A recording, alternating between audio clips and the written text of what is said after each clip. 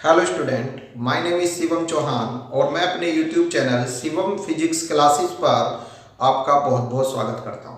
बच्चों, आज का हमारा टॉपिक है वैद्युत द्विध्रुव की निरक्षीय स्थिति में वैद्युत क्षेत्र की तीव्रता का व्यंजक। इससे पिछले लेक्चर में हमने सिखाया था वैद्युत द्विध्रुव की अक्षीय स्थिति में वैद्युत क्षेत्र की तीव्रता। अक्षीय मैंने बताया था कि जैसे वैद्युत द्विध्रुव ये है तो अक्षीय स्थिति इसी की लाइन में किसी बिंदु को हम मान लें तो वो अक्षीय स्थिति बोली जाएगी। जैसे इसकी लाइन में हमने यहाँ पर कोई पॉइंट मान लिया, ठीक है, तो ये अक्षीय स्थिति होगी। और निरक्षीय स्थिति होती है ऐसे, ये वैद्युत द्विध्रुव है, इसको ऐसे इसके मिडल पॉइंट से मध्य बिंदु से यहाँ से इस पे एक लंब डाल दे तो यहाँ पर जो हमें बिंदु मिलेगा उसको बोलेंगे निरक्षीय बिंदु। वो निरक्षीय स्थिति में है, ठीक है। तो हमें आज निरक्षीय स्थिति में वैद्युत क्षेत्र की तीव्रता निकालनी सीखनी है। ये बहुत इंपॉर्टेंट डेरिवेशन है, यूपी बोर्ड एग्जाम में, सीबीएसई बोर्ड में बहुत बार पूछा जा चुका है, ठीक है। वही बच्चा इसको निकाल पाएगा जिसने वैद्युत द्विध्रुव की अक्षीय स्थिति में वैद्युत क्षेत्र की तीव्रता सीख ली है इससे पहले, और बिंदु आवेश के कारण वैद्युत क्षेत्र की तीव्रता जिस पर आती है, ठीक है। मींस ये हुआ कि जिसने पिछले लेक्चरों को अच्छी प्रकार देखा है उसके आज का टॉपिक बहुत अच्छा समझ में आएगा। और ये मेरा गारंटी है कि जिसने इस लेक्चर को 2-3 बार रजिस्टर में करके देख लिया तो वो एग्जाम में बिल्कुल नहीं भूलेगा, ठीक है। तो आप इसे समझें अच्छी प्रकार, फिर उसे अपने रजिस्टर में करके देखें। पहले रफ में करें फिर फेयर में करें, ओके। मैंने जितने अभी मैं पढ़ा रहा हूं उसकी नोट्स की पीडीएफ आपको लेक्चर नंबर 1 में, लेक्चर नंबर 2 के डिस्क्रिप्शन बॉक्स में दे रखी है, वहां से आप उसको डाउनलोड करें और अपने नोट्सों को अच्छी प्रकार अपने फेयर रजिस्टर में बनाएं, ठीक है। तभी आपके आज का कार्य बहुत अच्छा समझ में आएगा, ओके। तो आज का लेक्चर शुरू करते हैं। वैद्युत द्विध्रुव की निरक्षीय स्थिति में वैद्युत क्षेत्र की तीव्रता का व्यंजक। तो पहले वैद्युत द्विध्रुव बनाइए, देखें वैद्युत द्विध्रुव ये होता है भाई, ये वैद्युत द्विध्रुव है, ठीक है। ए बी इसका नाम मान लिया हमने, आपको पता होना चाहिए इसमें क्या होता है बच्चों, एक और प्लस क्यू होता है, दूसरी ओर माइनस क्यू होता है, ठीक है। इसका मध्य बिंदु ये हो गया भाई ओ, द्विध्रुव का मध्य बिंदु ओ मान लिया। इसकी निरक्षीय स्थिति में यहां पर हम एक बिंदु मान लेते हैं, यहां पर सपोज कीजिए ये जो बिंदु P है ये, और इसकी मध्य बिंदु से निरक्षीय स्थिति में दूरी स्मॉल r है, ठीक है। ये बिंदु जो है इस बिंदु का नाम P मान लिया हमने, और ये जो बिंदु P है ये द्विध्रुव के मध्य बिंदु से निरक्षीय स्थिति में कितनी दूरी पर है बच्चों, r दूरी पर है, ठीक है। तो हमें यहां पर वैद्युत क्षेत्र निकालना है। तो जैसे अक्षीय स्थिति में निकाला था, मैंने बताया था अक्षीय स्थिति में जब तीव्रता निकालते हैं तो पहले एक आवेश के कारण प्लस क्यू के कारण निकलेगा, फिर माइनस क्यू के कारण। सिमिलरली जैसे वहां हुआ था ऐसे ही यहां पर होगा, पहले प्लस क्यू आवेश के कारण वैद्युत क्षेत्र निकलेगा, फिर माइनस क्यू आवेश के कारण, ओके। तो पहले प्लस क्यू आवेश के कारण P पर वैद्युत क्षेत्र ये होगा बच्चों, ऐसे ये होगा E1, ठीक है जी, समझ में आया आपके। प्लस क्यू के कारण E1, देखिए आप देख रहे हैं ये प्लस क्यू आवेश है तो इसके कारण जो वैद्युत क्षेत्र है वो मैंने बाहर की ओर रखा है, बाहर की ओर, क्योंकि धनावेश के कारण वैद्युत बल रेखाएं धनावेश से अनंत की ओर जाती है, मैंने समझा रखा है आपको। सिमिलरली ऋणावेश के कारण जो वैद्युत क्षेत्र उत्पन्न होगा, ये ऋणावेश है, इसके कारण जो वैद्युत क्षेत्र उत्पन्न होगा वो ऋणावेश की ओर आएगा, ऐसे आएगा। देखिए ऋणावेश का वैद्युत क्षेत्र ऋणावेश की ओर आएगा, धनावेश का वैद्युत क्षेत्र धनावेश से अनंत की ओर जाएगा। तो देखिए धनावेश से ऊपर जा रहा है, ये ऋणावेश की ओर आ रहा है। इन दोनों का जो नेट वैद्युत क्षेत्र है, कुल वैद्युत क्षेत्र, वो इनके बीच में होगा। ये ऐसे क्यों होगा सर, जब भी कोई सदिश राशि क्षैतिज से कुछ एंगल पर हो, मींस कोण पर हो, मींस तिरछी कंडीशन में हो, तो हम क्या करते हैं, उसका नेट तीव्रता निकालने के लिए उन तीव्रताओं के क्षैतिज और ऊर्ध्वाधर घटक निरूपित करते हैं। क्षैतिज और ऊर्ध्वाधर घटकों का मतलब है कि इसका क्षैतिज दिशा में E1 और E2 के वैल्यू क्या होगी, ऊर्ध्वाधर दिशा में E1 और E2 की वैल्यू क्या होगी, उसके लिए इसका एंगल देखना होगा। हमने मान लिया ये एंगल थीटा है, ये कोण थीटा है, तो जब ये थीटा है तो ये भी थीटा है, समझ में आई बात, ये थीटा है तो ये भी थीटा है। आपके क्लियर हो गई बात भाई। मैंने बताया धनावेश के कारण वैद्युत क्षेत्र धनावेश से दूर E1, ऋणावेश के कारण वैद्युत क्षेत्र ऋणावेश की ओर E2।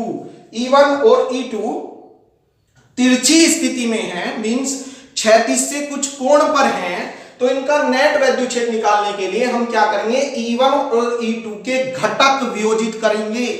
घटक दो प्रकार के होते हैं, एक क्षैतिज घटक होता है जो क्षैतिज दिशा में कार्य करता है, एक ऊर्ध्वाधर घटक होता है जो ऊर्ध्वाधर दिशा में कार्य करता है। ठीक है, तो आप क्या करेंगे, E1 और E2 तिरछी कंडीशन में है, तो E1 और E2 के घटक वियोजित करने पर E1 और E2 के घटक वियोजित करने पर, घटक वियोजित करने के लिए हम एक नए चित्र का प्रयोग करेंगे। ठीक है, एक नया डायग्राम बना लेते हैं जिसमें केवल E1 और E2 ही दर्शाया जाएगा, उससे आपके बहुत अच्छा समझ में आएगा। E1 ये है, E2 ये है। ठीक है, इसको बनाइए अलग, ये E1 है, ये E2 है, और बच्चों नेट वैद्युत क्षेत्र इनका बीच में है, ये रहा E, ये नेट वैद्युत क्षेत्र है। ओके, आप देख रहे हैं E1 और E2 थीटा एंगल पर हैं। E1 का दर्शा रहा हूं मैं, E1 और E2 वैसे दोनों ही थीटा पर हैं। ठीक है, अब हमें क्या करना होगा, मैंने अभी बताया E1 और E2 के दो घटक होंगे, क्योंकि ये तिरछी कंडीशन में है, कुछ कोण पर है, तो ये जो तीव्रताएं हैं वे आभासी होंगी। जब भी कोई सदिश राशि कुछ कोण पर होती है तो उसका मान आभासी कहलाता है। वास्तविक मान निकालने के लिए, रियल वैल्यू के लिए हमें उसके घटक वियोजित करने पड़ेंगे, और घटक दो प्रकार के होते हैं, क्षैतिज घटक, ऊर्ध्वाधर घटक। क्षैतिज घटक यहां पर होंगे, ऊर्ध्वाधर घटक यहां पर होंगे। तो क्षैतिज घटक देखिए क्या होंगे, थीटा के साथ आपको घटक निकालना सिखा रहा हूं मैं, बहुत अच्छा मेथड है, आपके एकदम समझ में आएगा। आप क्या करेंगे, ये जो थीटा है इसके सामने काल्पनिक रेखा खींचिए। ठीक है, किसी भी ट्रायंगल में, किसी भी त्रिभुज में थीटा के सामने वाली भुजा लंब कहलाती है। किसी भी त्रिभुज में थीटा के सामने वाली भुजा लंब कहलाती है। तो ये क्या है बच्चों, लंब है। जब ये लंब है तो ये भी लंब है, और लंब के लिए लिखा जाएगा E1 sin थीटा। ठीक है, सिमिलरली E2 का घटक हो जाएगा E2 sin थीटा। तो ये घटक आ गया है E1 का E1 sin थीटा, E2 का घटक आ गया है E2 sin थीटा। आपके समझ में आया। अब घटक क्षैतिज देखिए, ये ऊर्ध्वाधर घटक है, क्योंकि ऊर्ध्व दिशाओं में दो दिशाएं होती हैं, ऊर्ध्वाधर, क्षैतिज। ठीक है, ऊर्ध्वाधर ये हो गए, क्षैतिज ये यहां पर निकलेंगे, क्षैतिज घटक होंगे E1 आधार, ये आधार पर है, क्षैतिज आधार पर है, और आधार के लिए लिया जाता है बच्चों कोस। तो यहां पर आ जाएगा E1 कोस थीटा, और E2 का आ जाएगा E2 कोस थीटा। ओके, आपने घटक वियोजित कर दिए हैं। E1 का ऊर्ध्व घटक E1 sin थीटा, क्षैतिज घटक E1 कोस थीटा। E2 का ऊर्ध्व घटक E2 sin थीटा, E2 का क्षैतिज घटक E2 कोस थीटा। क्लियर। अब आप चित्र नंबर 2 को देखिए, ये चित्र नंबर 1 है। चित्र नंबर 2 को देखेंगे, इसमें आप देख रहे हैं E1 sin theta, E2 sin theta एक दूसरे की अपोजिट डायरेक्शन में है, विपरीत दिशाओं में है।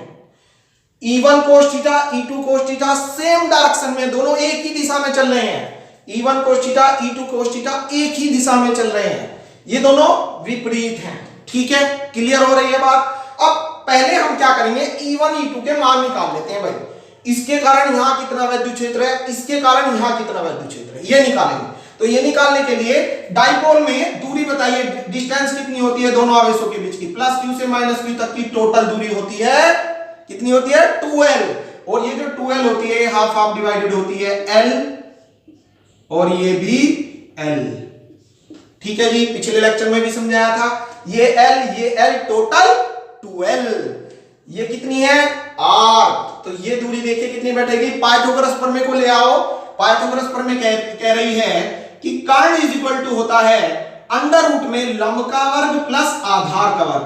तो ये वाली डिस्टेंस हो जाएगी अंडर रूट में इसका स्क्वायर प्लस इसका स्क्वायर। ओके, तो अंडर रूट में R square plus L square. ये सिमिलरली ये भी इतनी हो जाएगी बच्चों, अंडर रूट में R square plus L square, ये भी इतनी ही हो जाएगी। ठीक है, तो अब आप देखिए +q के कारण P पर वैद्युत क्षेत्र कितना है, क्योंकि प्लस क्यू के कारण P पर वैद्युत क्षेत्र E1 इज इक्वल टू होगा, फॉर्मूला आपको याद होना चाहिए, E is equal to 1/4 pi epsilon naught Q upon R square, ये होती है E is equal to 1/4 pi epsilon naught Q upon R square, ये वैद्युत क्षेत्र होता है बिंदु आवेश के कारण, इसी का यूज करेंगे यहां। तो E1 इज इक्वल टू हो जाएगा 1/4 pi epsilon naught Q upon R के प्लेस प्लस Q से P तक की डिस्टेंस देख लेंगे आप चित्र में, प्लस Q से P तक की डिस्टेंस ये रही, रूट में R square plus L square, और यहां पर देखिए क्या हो रहा है इसका स्क्वायर, तो जब root R square plus L square का स्क्वायर होगा तो रूट हट जाएगा और ये आ जाएगा R square plus L square, ये ठीक है। सिमिलरली माइनस Q आवेश के कारण, माइनस Q के कारण P पर वैद्युत क्षेत्र E2 इज इक्वल टू हो जाएगा 1/4 pi epsilon naught Q upon, अब आप ये देखिए Q अपॉन ये डिस्टेंस कितनी है बच्चों, मैंने अभी बताई थी जितनी है इतनी है, तो इसका भी स्क्वायर होगा तो रूट हट जाएगा, तो ये हो जाएगा R square plus L square, ये आ गई। अब यहां पर एक कंफ्यूजन हो रहा है कि यहां पर कैसा आवेश है प्लस का, तो भी वैद्युत क्षेत्र में प्लस का लिख रहा हूं, यहां पर माइनस का आवेश है तो भी मैं वैद्युत क्षेत्र प्लस का लिख रहा हूं, क्योंकि वैद्युत क्षेत्र की तीव्रता एक सदिश राशि है, यह दिशा पर निर्भर करती है चिन्ह पर नहीं। वैद्युत क्षेत्र की तीव्रता एक सदिश राशि है, यह किस पर, दिशा पर निर्भर करती है चिन्ह पर नहीं। तो मीन्स ये हुआ चिन्ह भले ही माइनस का हो पर तीव्रता निकालते हुए आपको चिन्ह नहीं लिखना है, दिशा लिखनी है, और दिशा हम यहां पर निरूपित कर चुके हैं इनके घटकों के अनुसार। तो चाहे तो आप यहां पर भी लिख सकते हैं, दिशा इसकी हो जाएगी, ये प्लस है तो वो प्लस Q से दूर जा रहा है, A से P जा रहा है, AP, ओके। यहां पर इसकी दिशा हो जाएगी, ये माइनस का है तो माइनस की ओर आ रहा है, इसकी दिशा हो जाएगी PB, ठीक है। तो वैसे मैंने लिख दिया पर कोई रिक्वायरमेंट नहीं है क्योंकि हमने यहां पर इनके घटक योजित कर दिए हैं। अब आप इस चित्र को देखिए, चित्र नंबर 2, चित्र नंबर 2 क्या कह रहा है जी, चित्र नंबर 2 हमसे कह रहा है कि अब E1 sin theta E2 sin theta एक दूसरे के विपरीत है, और साथ में आप देखिए E1 और sin theta E2 sin theta विपरीत तो हैं और इनके मान भी बराबर हैं। मान कैसे बराबर है ये देखो, E1 की value 1/4 pi epsilon naught Q upon R square plus L square, E2 की value 1/4 pi epsilon naught Q upon R square plus L square, means value दोनों की सेम है बट डायरेक्शन विपरीत है। तो डायरेक्शन विपरीत होने के कारण और वैल्यू सेम होने के कारण ये एक दूसरे को निरस्त कर देंगे, मींस ये कैंसल आउट हो जाएंगे, ये इससे कट जाएगा, ठीक है, दोनों कैंसिल, तो इन्हें तो छोड़ दो, इन्हें भूल जाओ। अब आई बात यहां की, इनको आप देखते हैं E1 cos theta and E2 cos theta are in same direction, E1 cos theta और E2 cos थीटा दोनों एक ही दिशा में है, तो जब ये एक ही दिशा में है तो इनकी कुल तीव्रता हो जाएगी, इन दोनों को आप जोड़ दें, ठीक है। तो चित्र 2 से नेट तीव्रता, नेट तीव्रता क्या हो जाएगी बच्चों, नेट तीव्रता इन दोनों को जोड़ देंगे, E is equal to E1 cos theta plus E2 cos theta. बताइए यहां तक समझ में आ गया क्या, आ गया होगा। क्यों जुड़े हैं, क्योंकि ये दोनों एक ही डायरेक्शन में हैं। ये क्यों कटे हैं, क्योंकि ये विपरीत डायरेक्शन में है, ठीक है। तो ये हो जाएगा आपका E इज इक्वल टू, अब देखिए इन दोनों में से cos थीटा कॉमन है तो अंदर क्या बचा बच्चों, E1 प्लस E2, ये आ गया, ठीक है। अब हम यहां कर लेते हैं,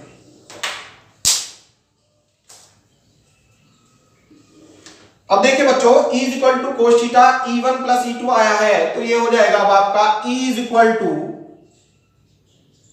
cos थीटा, ऐसे ही रहने दो अभी, और ये देखिए आप E1 प्लस E2, जो E1 की वैल्यू है वही E2 की है। E1 की वैल्यू क्या है, 1/4 pi epsilon naught Q upon R square plus L square, same E2 की भी value 1/4 pi epsilon naught Q upon R square plus L square. तो जब ये दोनों ऐड होंगे, जुड़ेंगे, तो 1 और 1 2, जितना ये है उतना ही वो है, तो 1 और 1 2 हो जाएंगे, तो ये हो जाएगा cos थीटा ऐसे ही 2 इंटू ये और ये ऐड हो गए 1/4 pi epsilon naught Q upon R square plus L square, ये आ गया।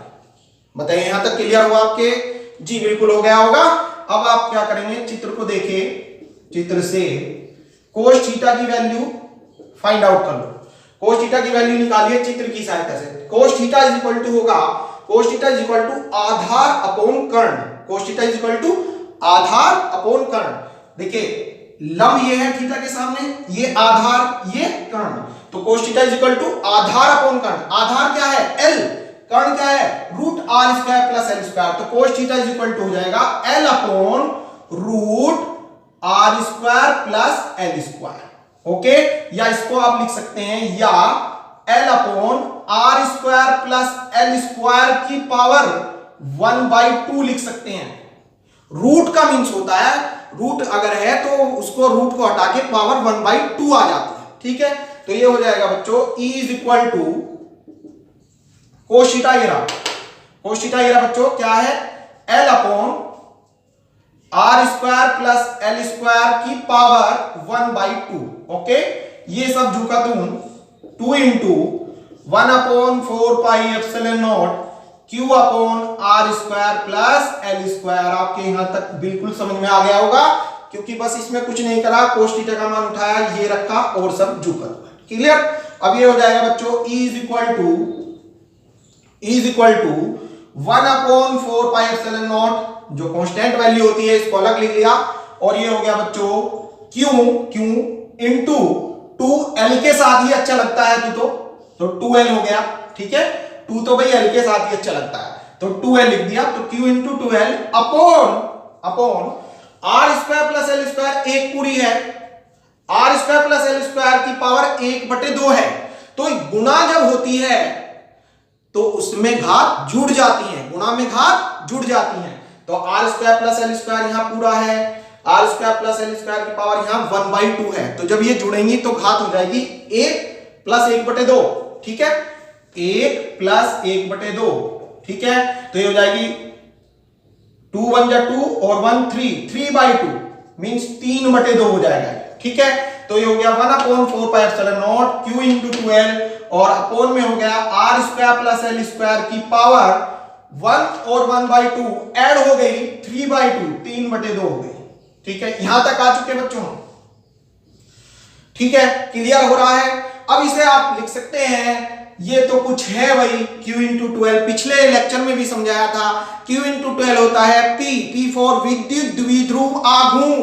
तो चूंकि Q into 12 is equal to P होता है, P का मतलब होता है वैद्युत द्विध्रुव आघूर्ण, वैद्युत द्विध्रुव आघूर्ण। तो ये हो जाएगा E is equal to 1/4 pi epsilon naught, 1/4 pi epsilon naught Q into 12 क्या बन गया बच्चों? P upon R square plus L square की पावर 3/2, ये आ गया। बताइए यहां तक समझ में आया क्या आपके?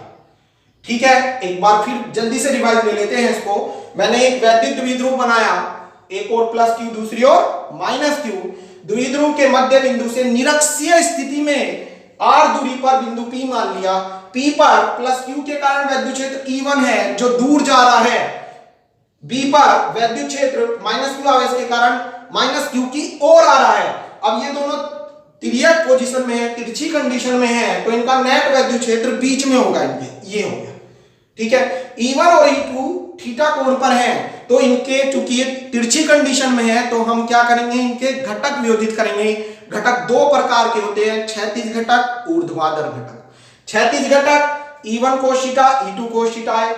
ऊर्ध्वाधर घटक E1 sin theta, E2 cos theta है, E2 sin थीटा है। अब देखिए ये दोनों बराबर और विपरीत हैं, क्योंकि E1 और E2 के मान हमने निकाले अभी इक्वल हैं और विपरीत हैं, तो ये एक दूसरे को निरस्त कर देंगे। इस बात को लिखना पड़ेगा कि E1 sin theta, E2 sin theta बराबर और विपरीत हैं, तो ये निरस्त हो जाए। ये सब आपको जो मैंने नोट्स दिए हैं उसमें लिखा हुआ है, तो वहां से भी हेल्प ले लें। ठीक है, माना वगैरह जो लिखना है वो वहां से देख के लिखना है आपको। ठीक है, तो ये दोनों निरस्त हो गए और ये दोनों सेम डायरेक्शन में होने के कारण ऐड हो जाएंगे। तो E is equal to E1 cos theta plus E2 cos theta, दोनों ऐड हो गए तो cos थीटा कॉमन ये आ गया बच्चों। अब आपने क्या करा, E1 की वैल्यू E2 की वैल्यू आपने देखी, दोनों की वैल्यू सेम है तो ये ऐड हो जाएगी 1 और 1 2। तो E is equal to cos theta और 2 1/4 pi epsilon naught Q upon R square plus L square. cos theta का मान होगा आधार अपॉन कर्ण, आधार अपॉन कर्ण, आधार क्या है L, कर्ण क्या है root R square plus L square, ये रख दिया देखिए, या L upon R square plus L square की पावर 1/2, रूट हटता है तो पावर 1/2। ओके, तो cos थीटा की वैल्यू ये उठाई यहां रख दी, ये देखिए ये सब जो का तू, तो E is equal to 1/4 pi epsilon naught Q into 2L, Q into 2L upon R square plus L square एक पूरा और R square plus L square की पावर 1/2, ये ऐड हो जाएंगे तो ये हो जाएगा R square plus L square की पावर 3/2। Q इनटू 2L होता है P, तो E is equal to 1/4 pi epsilon not P upon R square plus L square की पावर 3/2। तो ये वैद्युत द्विध्रुव की निरक्षीय स्थिति में तीव्रता आई है। ठीक है, अभी इसको थोड़ा और भी आगे करना है, इसमें ये बताएंगे। अब देखिए L जो होता है, पिछले लेक्चर में भी बताया था, द्विध्रुव में जो आवेश होते हैं उनके बीच की जो दूरी होती है वो परमाणुक होती है, बहुत छोटी होती है।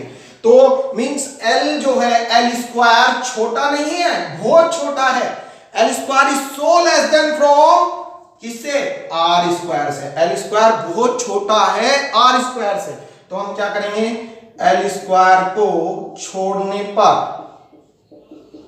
L स्क्वायर को छोड़ने पर, छोड़ दो बच्चों इसको, तो ये हो जाएगा आपका E इज इक्वल टू आ जाएगा 1/4 pi epsilon not P upon L square छोड़िए तो R स्क्वायर की पावर 3/2। ओके, अब क्या होगा बच्चों, 2 से 2 कैंसिल, तो ये आ गया E is equal to 1/4 pi epsilon not P upon R की पावर Q। क्या आया, L स्क्वायर तो हमने छोड़ दिया तो R स्क्वायर की पावर 3/2 हो गई, 2 से 2 कैंसिल हो गया, तो E is equal to 1/4 pi epsilon not P upon R की क्यूब आ गया। ठीक है, अब देखिए बच्चों, आपको इसका ये जो निरक्षीय स्थिति में तीव्रता आई है, इसका रिलेशन चमकेगा अक्षीय स्थिति में तीव्रता के साथ। ठीक है, इसको आप, ये निरक्षीय में आई है E, निरक्षीय को इंग्लिश में बोलते हैं इक्वाटोरियल पॉइंट, तो E इक्वा लिख दो शॉर्ट फॉर्म में, इक्वा is equal to 1/4 pi epsilon not P upon R की पावर Q। ये कौन सी कंडीशन में आई है, जब डाइपोल का निरक्षीय बिंदु पे निकाली हमने वैद्युत क्षेत्र। ओके, और जो अक्षीय पॉइंट पे आई थी E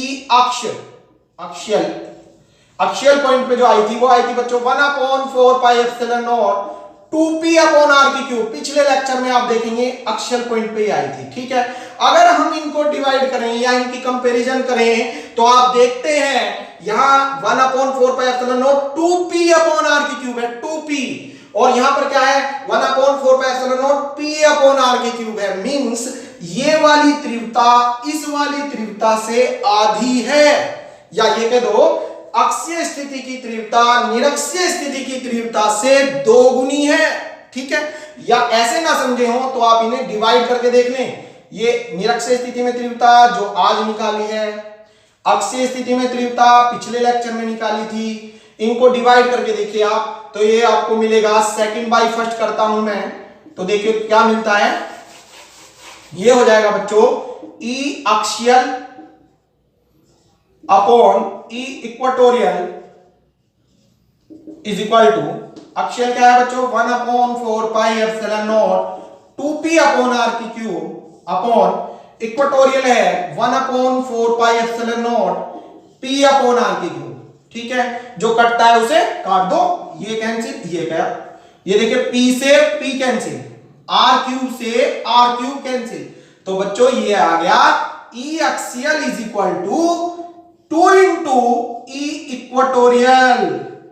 मींस अक्षीय स्थिति में तीव्रता निरक्षीय स्थिति में तीव्रता से 2 गुनी होती है, अक्षीय स्थिति में तीव्रता निरक्षीय स्थिति में तीव्रता से 2 गुनी होती है। ठीक है, तो आज का हमारा काम यहीं तक होगा, कल हम आपको सिखाएंगे, अब हम इस वैद्युत द्विध्रुव को वैद्युत क्षेत्र में ले चलेंगे और उस पर देखेंगे कितना बलयुग्म का आघूर्ण लगता है। ठीक है, वैद्युत क्षेत्र में रखे द्विध्रुव पर बलयुग्म का आघूर्ण, ये आपको नेक्स्ट लेक्चर में समझाया जाएगा। जो मैंने आपको आज पढ़ाया है उसको बार बार अपने रफ पर करके देखें, रफ रजिस्टर पर, और फिर उसके बाद अपनी फेयर कॉपी में करें। ओके, आज का कार्य यहीं तक होता है। Thank you so much.